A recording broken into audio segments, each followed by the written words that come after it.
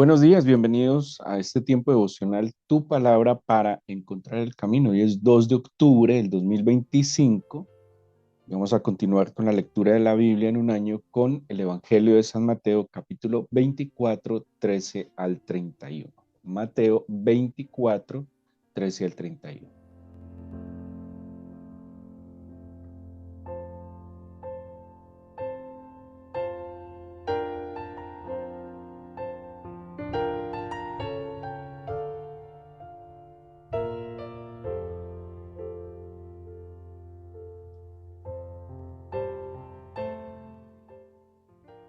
En la lectura volvemos al capítulo 24 de Mateo, puesto que las cartas que Pablo le escribe a los tesalonicenses están tratando este tema escatológico que acerca de la venida del Señor, acerca del final de los tiempos. Pero basados también en el capítulo 24, esta conversación entre el Señor y los discípulos empieza en un lugar y dice el capítulo 24, versículo 3: estando él sentado en el monte de los olivos, los discípulos se le acercaron aparte y le hicieron tres preguntas. ¿Cuándo serán estas cosas? ¿Qué señal habrá de tu venida? ¿Y qué señal habrá del fin del mundo? Del fin simplemente. Bueno, en el monte de los olivos. Y precisamente en este camino que hemos llevado en este año en la guía de la lectura bíblica, en nuestra lectura devocional, llegamos al monte de los olivos. Hemos venido hablando, siguiendo el camino del Señor Jesús, empezando desde la misma anunciación, que es el primer lugar donde ya se va a hacer tangible la manifestación del Mesías, el ungido del Señor. Pues llegamos a un lugar muy especial dentro de Jerusalén. El mes pasado empezamos a hablar, bueno, hace 2 meses de Jerusalén, el mes pasado del lugar del templo, el monte del templo, y llegamos a un lugar muy importante de una simbología extraordinaria a través de toda la Biblia y, y un lugar pues que para aquellos que hemos tenido la bendición de visitar la Tierra Santa, creo que es el lugar de más impacto cuando llegamos a Jerusalén. ¿Por qué de más impacto? El Monte de los Olivos es una montaña, un monte que se encuentra al oeste de la ciudad antigua de Jerusalén.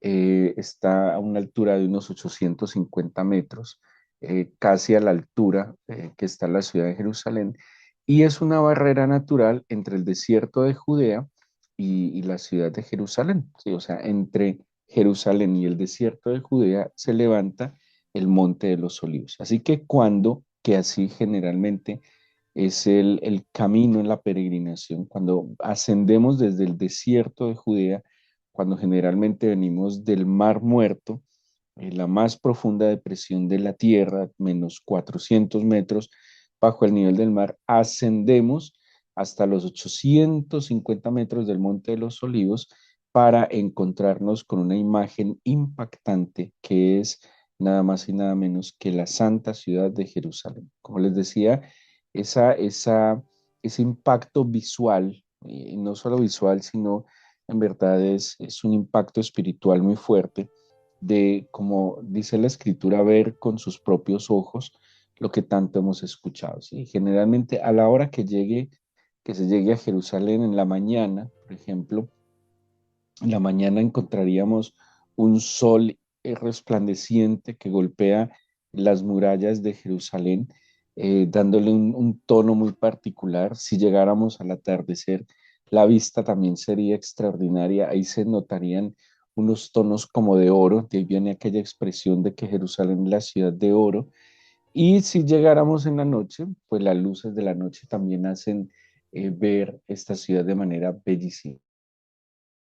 Así que es un lugar que tiene que ver con, bueno, estoy hablando de tiempos modernos, con esa primera imagen y visión que se tiene de la Santa Ciudad. De hecho, las postales más famosas y las imágenes más comunes son tomadas desde el Monte de los Olivos.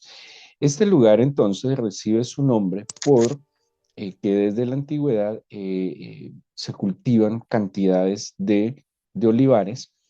Allí se encuentra el huerto de Getsemaní, donde lo hemos visto que el Señor tenía como costumbre ir a orar. Huerto de Getsemaní, Getsemaní quiere decir piedra de molino, puesto que ese es el instrumento y que se utiliza para el proceso de la extracción del aceite de las olivas, ¿sí? Para nosotros las conocemos también como aceitunas. Me imagino que el nombre aceituna viene de sacar aceite de este fruto.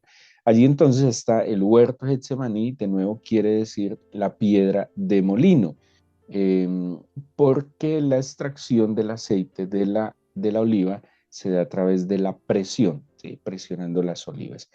En el Monte de los Olivos actualmente encontramos diferentes santuarios. Eh, Hay cuatro muy importantes para nosotros como cristianos: el Padre Nuestro o Pater Noster, donde se dice que el Señor enseñó a orar a los discípulos el Padre Nuestro. Hay una iglesia conmemorativa de este evento donde encontramos la oración del Padre Nuestro, creo yo, en la gran mayoría de los idiomas que se hablan en el mundo. Es una iglesia bien especial, un lugar muy bonito.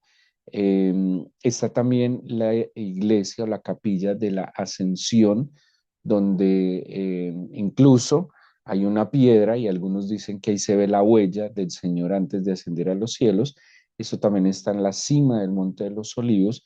Tenemos una iglesia que es bellísima por su arquitectura, llamada el Dominus Flevit, que quiere decir el Señor lloró, y hace referencia a cuando el Señor desde el Monte de los Olivos ve a Jerusalén y al contemplarla su alma se conmueve y llora, anhelando la restauración de la ciudad santa, Dominus Flevit. Además, la vista panorámica que tiene Jerusalén desde el Dominus Flevit es extraordinario. Y otro lugar que es la Iglesia de las Naciones, donde reposa seguramente el olivo más antiguo de la Tierra Santa, que lo han datado incluso de 3.000 años. O sea que este olivo perfectamente es testigo de las oraciones y de la intimidad que el Señor Jesús nos enseñó a tener con el Padre. Ahora, ¿qué importancia teológica tiene el Monte de los Olivos? Bueno, mucho. Zacarías 14:4, les voy a leer desde el 1. Zacarías, acordémonos que es uno de los últimos profetas del Antiguo Testamento, los últimos tres profetas, en términos cronológicos hablando, no solo en ubicación en nuestra Biblia, son Zacarías, Ageo y Malaquías. Zacarías, Ageo y Malaquías son los profetas del post-exilio, o sea que ellos aparecen en escena cuando los judíos vuelven a la Tierra Santa después de estar exiliados en Babilonia. Estos tres profetas tienen un mensaje, bueno, primero Zacarías y Ageo, un mensaje donde está invitando, animando y exhortando al pueblo a la edificación del templo, pero también en el caso de Zacarías, su profecía tiene un alcance mesiánico muy importante. Malaquías también tiene pues un mensaje un poco más fuerte para con el pueblo, que no solo pues ya habían construido el templo, pero pues se habían alejado un poco del Señor. ¿Qué dice Zacarías 14:1 al 4? He aquí el día del Señor viene. Este es un concepto muy común en los antiguos, en los profetas del Antiguo Testamento.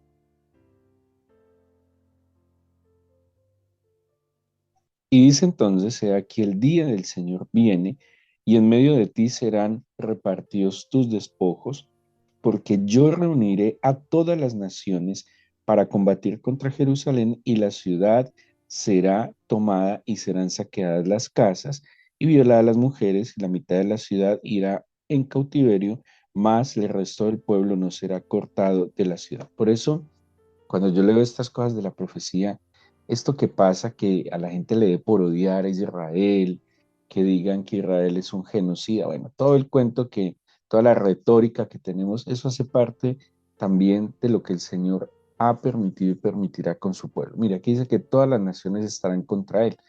Pero ojo, yo no tengo que ser de esas naciones que maldigan lo que el Señor bendijo, ¿sí?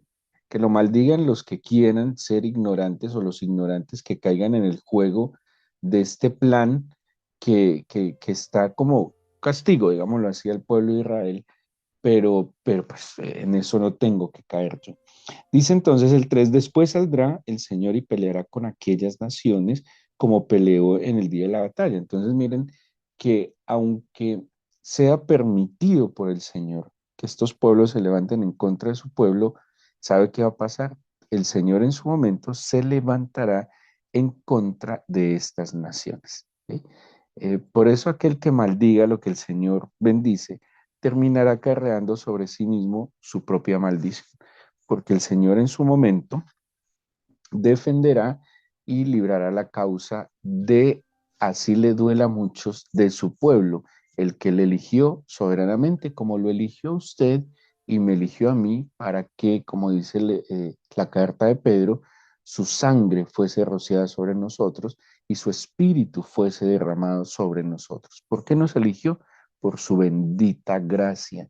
Y así, por esa bendita gracia, quiso elegir al pueblo de Israel y como dice el mismo San Pablo, pues yo qué tengo que ver con eso. Bendito sea el Señor y bendito sea yo que me eligió. Así que yo disfruto de su gracia y yo no puedo por qué juzgar lo que el Señor soberanamente hace. Dice entonces el 4: y se afirmarán sus pies en aquel día sobre el monte de los olivos que está enfrente de Jerusalén al oriente, y el monte de los olivos se partirá en medio hacia el oriente y hacia el occidente, haciendo un valle muy grande, y la mitad del monte se apartará hacia el norte y la mitad y la otra mitad hacia el sur. Entonces, para los judíos, esta profecía de que el Señor el Padre vendrá y se posará sus pies en el Monte de los Olivos, pues también motivó a ellos a que edificaran allí un gran cementerio, ¿sí? Porque, bueno, hay una facción de los judíos por tradición, la mayoría de ellos los fariseos, que creen claramente en la resurrección y por eso allí en el Monte de los Olivos se establece un cementerio enorme. Se habla de unas 150.000 tumbas en el Monte de los Olivos. Los que han ido habrán visto que en la ladera pues, del Monte de los Olivos hay un enorme cementerio. Allá hay personas, digamos que las personas más importantes de la historia judía están enterradas allí, ¿sí? Es más, ¿saben quién está enterrado en ese cementerio? El de la película de Steven Spielberg, Oscar Schindler, aquel que salvó a más de 1.000 judíos, está enterrado allí en este monte, pues como una manera de agradecimiento del pueblo de Israel con aquel que salvó tantos judíos. Allí están enterrados también rabinos importantes a través de la historia, pero también están nada más y nada menos que el profeta Zacarías y Ageo. ¿Por qué es un cementerio? Puesto que se cree entonces que al Señor al venir, pues al posar sus pies, los primeros que serán resucitados son los que hayan sido sepultados en el monte de los olivos. Bueno, en la era cristiana, este pasaje se interpreta como el lugar donde el Señor volverá. La segunda venida del Señor, acordémonos que de hecho en su entrada triunfal a Jerusalén, el Señor desciende a través del Monte de los Olivos para entrar a Jerusalén. Bueno, de allí, no sé si ustedes han observado, los que han visto imágenes o han ido a Jerusalén, que al frente del Monte de los Olivos hay una enorme puerta llamada la Puerta de Oro o Puerta Dorada, puerta que ha sido sellada desde la antigüedad, desde la época creo que es otomana, y la han sellado pues ante la expectativa mesiánica de los judíos y los cristianos que por ahí entrara el Señor, pues la sellaron como para que el Señor no pueda entrar. ¿Sí? Es como de las cosas que hacen los seres humanos en sus ideas. Muy bien, ahora, eh, en el Nuevo Testamento, pues como dice Lucas 22:39, era uno de los lugares favoritos de oración del Señor. Dice Lucas 22:39, saliendo se fue como solía al monte de los olivos y sus discípulos también le siguieron. Mira esa expresión, como solía. El Monte de los Olivos era el lugar frecuente de oración del Señor. Por eso es muy impactante, en verdad. Generalmente cuando visitamos Jerusalén, nosotros apartamos un lugar privado en el Monte de los Olivos, en el huerto de Getsemaní, al frente de la Iglesia de las Naciones, porque es un lugar que tiene olivares que los han datado de más de 2000 años. Es un lugar muy silencioso, muy tranquilo, y ahí hemos tenido, imitando esta acción del Señor, este modo de vida del Señor de la oración, entonces cuando vamos con los peregrinos, les invitamos a que elijan uno de tantos olivos, que es muy posible que alguno de aquellos haya sido testigo de las oraciones de nuestro Salvador, y es un tiempo muy especial de intimidad, de oración, de gratitud, pero también, como decía el mismo Señor en este lugar aquella noche que fue entregado, que no se hiciera su voluntad, sino la del Padre, ¿sí? Es un lugar extraordinario donde de una manera muy, muy, muy especial está como el eco de las palabras de las oraciones del Señor. En Mateo 26, 36 al 56 nos cuenta que ese es el lugar donde el Señor fue arrestado, ¿sí? Bueno, pues es un lugar muy impactante, muchas escenas. Por eso está también allí la Iglesia de las Naciones, pues, digámoslo, construida en memoria de la entrega del Señor allí, fruto de la traición de Judas. En este Monte de los Olivos también está el lugar de la Ascensión, Hechos 1:19 al 12, donde la última imagen del Señor resucitado se da precisamente en el Monte de los Olivos. Por eso los cristianos hemos interpretado Zacarías 14:4 como referencia a la segunda venida del Señor. ¿Por qué? Porque en el mismo lugar de donde el Señor ascendió a los cielos, glorificado después de haber resucitado, es el mismo lugar donde el Señor descenderá y, y levantará pues a aquellos que murieron en él, ¿sí? Ahora, pues, bueno, el tiempo no me va a dar mucho, pero voy a ser muy puntual. Aquí hay algo muy importante, y es el fruto que se da en este monte, los olivos. Si hay digamos, una planta, un árbol simbólico en la Biblia, es el olivo. El olivo es un árbol de unas características extraordinarias.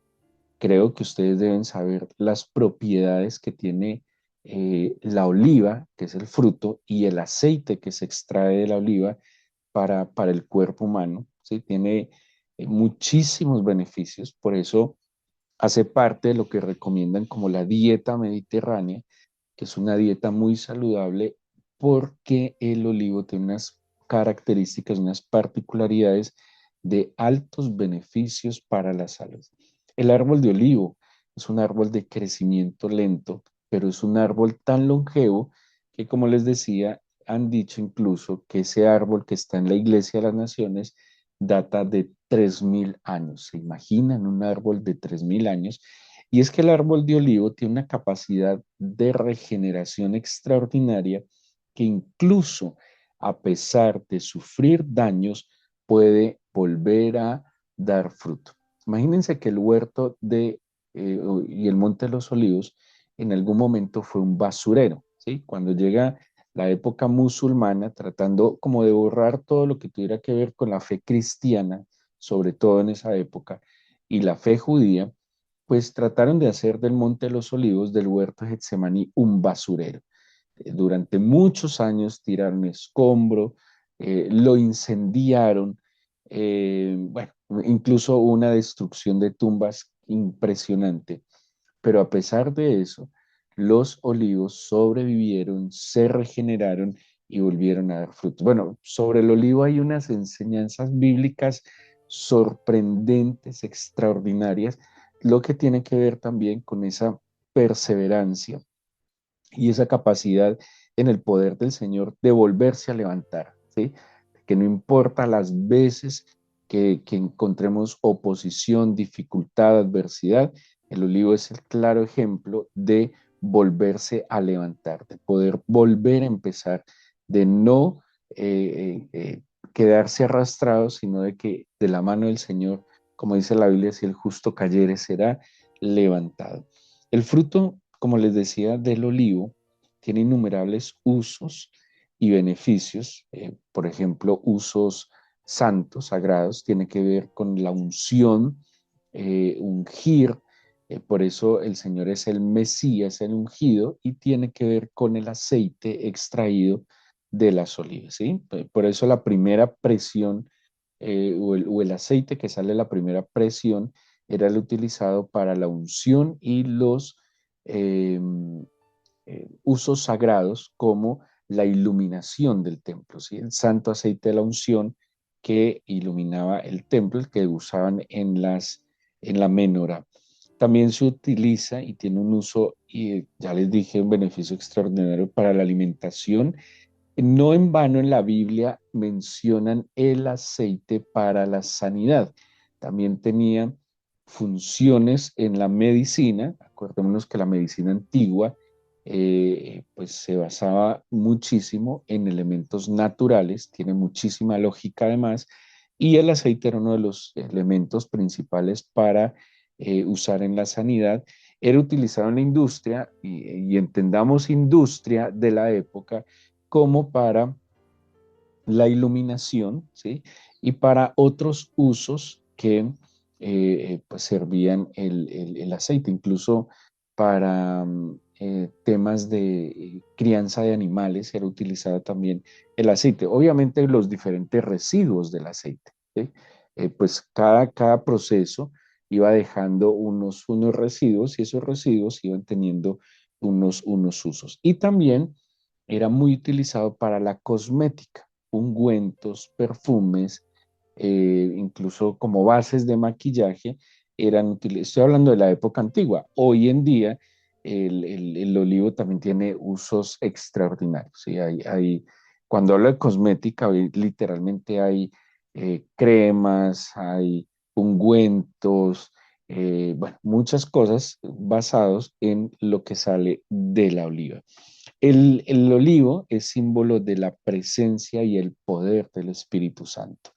Está a través de toda la Biblia como presencia del poder del Espíritu Santo, pero también es usado en unas analogías muy importantes. ¿Se acuerdan que les mencioné que tiene una capacidad extraordinaria de regeneración? El olivo es símbolo de renacimiento y hay un evento muy importante en la Biblia que es el diluvio. Cuando pasa el diluvio y Noé y su familia está casi un año, porque habla como más de un año, perdón, como de 370 días en el arca, después de más de un año, en el capítulo 8, cuando viene aquella paloma Noé, trae en su pico una rama de olivo. Entonces imagínense que el olivo sobrevive al diluvio y el olivo es el símbolo de renacimiento en la Biblia. Tiene que ver con su capacidad de regeneración. El olivo es eh, y, mm, símbolo también, perdón, de bendición. En Deuteronomio 8 menciona uno de los 7 frutos de la tierra santa es el olivo como símbolo de provisión y bendición del Señor. El olivo también representa eh, al pueblo de Israel, ¿sí? En el capítulo 11 Romanos, cuando habla del olivo puro y cuando habla del olivo silvestre, se refiere a nosotros como el pueblo gentil, como digamos, los olivos silvestres injertados en el olivo puro que es Israel. Bueno, les recomiendo Romanos 11, a los que les gusta leer la Biblia, léanlo con mucho cuidado, porque esta analogía que usa el olivo del olivo puro, del olivo silvestre, es muy, muy importante. También otra analogía que utiliza la Biblia del olivo son los dos testigos que están en el Apocalipsis, ¿sí? Que algunos lo relacionan con Josué y Zorobabel, que están en el libro de Zacarías, como los ungidos, ¿sí? Bueno, tiene sentido porque el testigo ha de ser ungido por el Espíritu del Señor para poder manifestar las verdades eternas. Así que tenemos un lugar muy importante donde no solo es por el lugar, sino también el elemento común que es el olivo, que tiene que ver mucho con nuestra fe, con lo que ha sido, con lo que es y con lo que será. Hay también una fábula muy, muy bella en la Biblia, en el libro de los jueces, cuando el hijo de Gedeón se levanta en contra de su familia, que asesina a todos sus hermanos, y él se levanta de manera, eh, digámoslo así, un poco violenta, no, un poco no, muy violenta. Que es Abimelech, hay una fábula donde se mencionan los árboles del campo. Y cuando se menciona los árboles del campo, se habla del olivo y de las características del olivo. Y dice el olivo, pues como es una fábula, el olivo habla y el olivo habla eh, de sus características. Y dentro, perdón, de las características que él menciona es.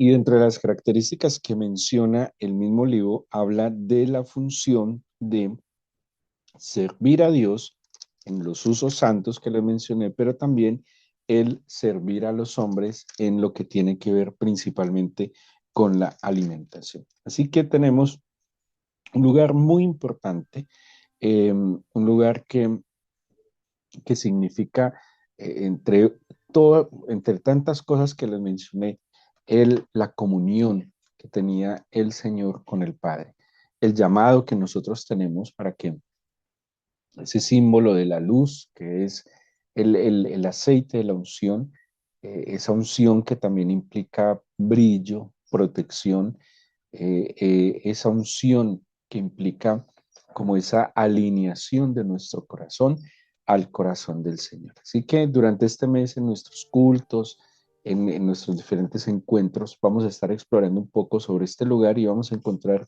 cosas muy importantes, muy útiles, que pues como bendito sea el Señor por su palabra, que Él nos ha dejado en el gran manual de la vida para nuestro aprendizaje y enseñanza. Vamos a orar, vamos a darle gracias al Señor y entregarle este día a través de nuestra oración.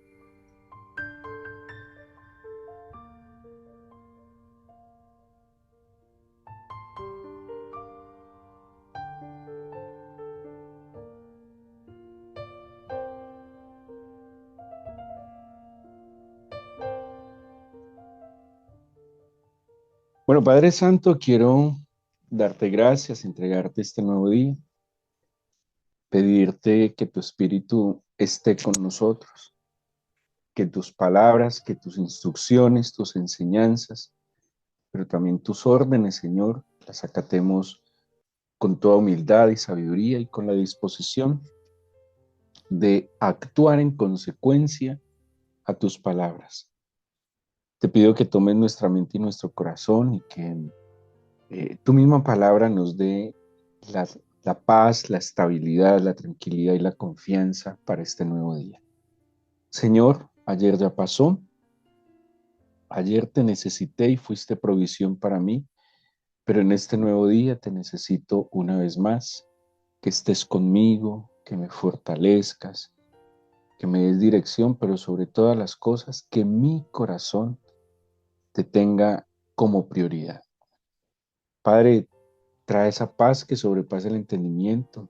Permítenos sobreponernos a cualquier situación que enfrentemos o que estemos enfrentando en este tiempo, Señor, y danos una medida de fe, primero para ser agradables a ti, pero también para mantenernos bien parados en lo que venga en este día. Ábrenos puertas de bendición, Señor.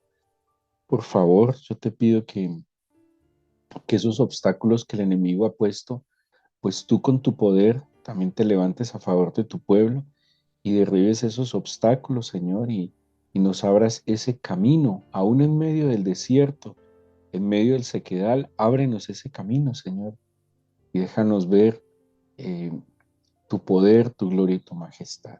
Señor, yo te pido que guardes a tu pueblo sobre el cual tu nombre es invocado, que tu pueblo se vuelva a ti, que despertemos, Señor, y que entendamos que estamos llamados a anunciar tus virtudes. Bendícenos entonces, mi Padre bueno, te lo pido en el nombre de Jesús. Amén.